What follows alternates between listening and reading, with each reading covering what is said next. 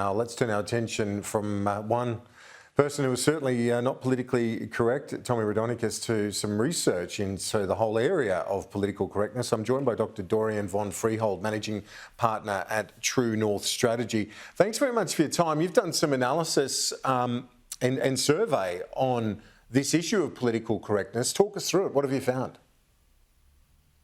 Absolutely. So we've run a number of questions really to figure out what everyday Australians think about this issue and get a read on public opinion. So the first question that's probably worthwhile discussing here is around our larrikin Australian sense of humour and to what extent that has been lost or sacrificed in today's time.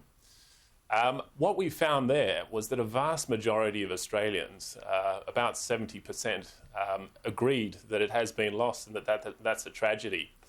And if we have a look at that by political orientation and affiliation, we see a really interesting story whereby 4 out of 5 Liberal and Nationals voters agree that it's been lost.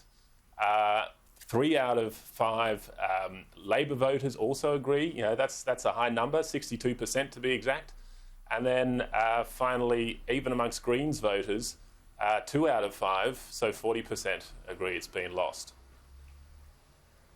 Yeah, I was intrigued by that, yep. Actually, particularly when it comes to the percentage of Labor voters that feel that is the case. I think certainly there'd be a view among those on the conservative side of the political spectrum who might feel that things are too politically correct and we've been too PC. But this was a view held by a majority of Labor voters, according to your survey.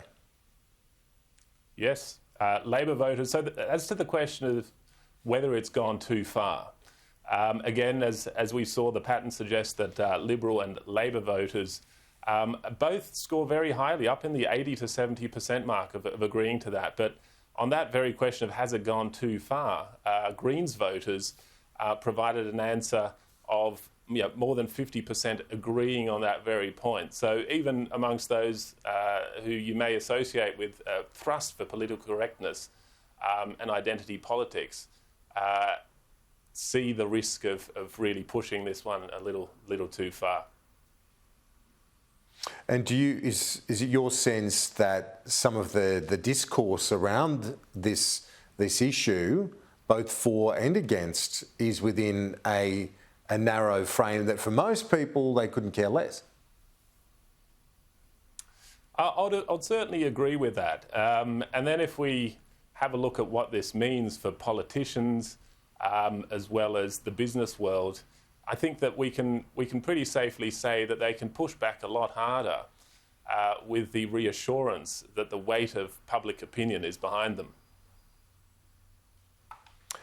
Thank you very much for your time, Dr. Dorian von Freyhold, Managing Partner at True North Strategy. Appreciate your time.